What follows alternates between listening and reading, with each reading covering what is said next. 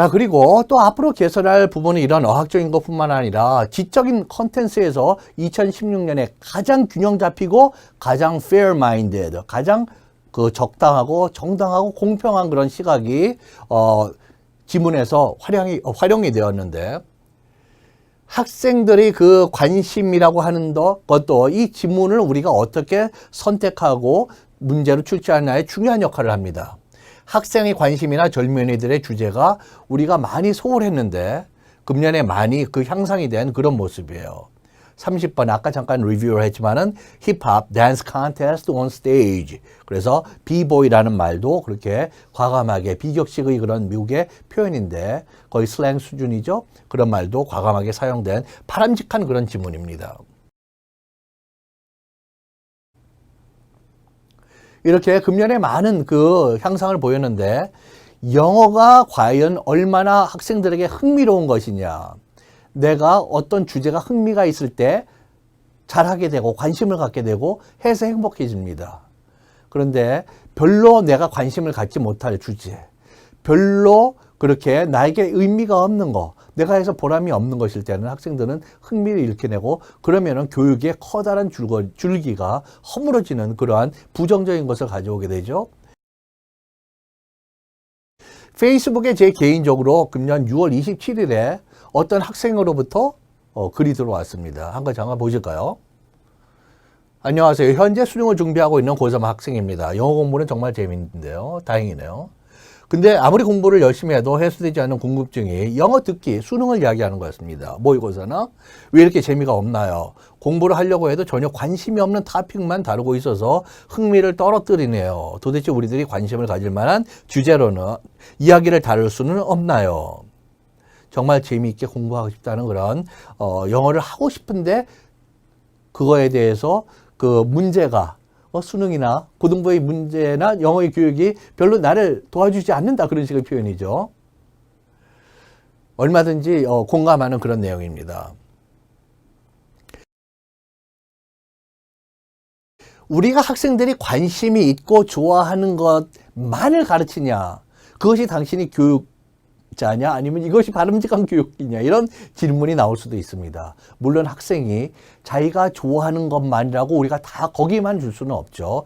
그러나 그리고 또 학생들이 자기가 좋아하지 않아도 재미가 없어도 때로는 반드시 알아야 할, 젊은이로서 교육받은 사람이만 가져야 될 세 개의 코어, 핵심 지식이 있습니다.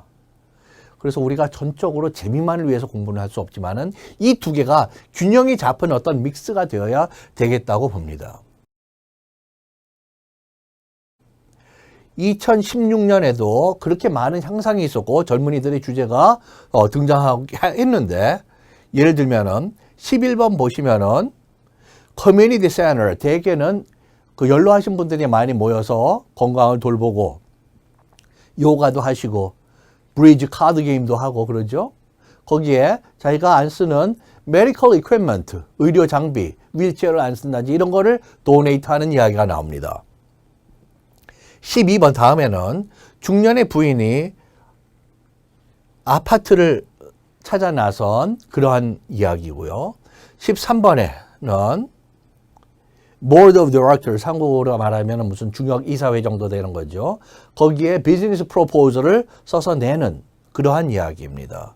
23번에는 우리가 어떤 사람은 60, 80인데 나이보다 훨씬 젊어진다. 그런 것이 정말 과학적으로 존재하느냐라는 그러한 지문인데요.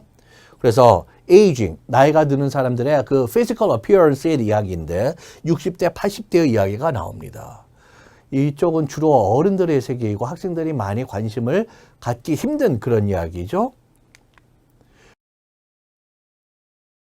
그런가 하면 2014, 15년을 보시면 역시 비슷한 경향이 계속 이어지고 있습니다.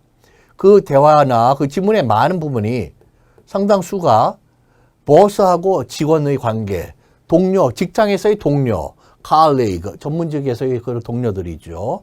또 남편과 아내의 관계, 비즈니스 톡, 사업상의 이야기.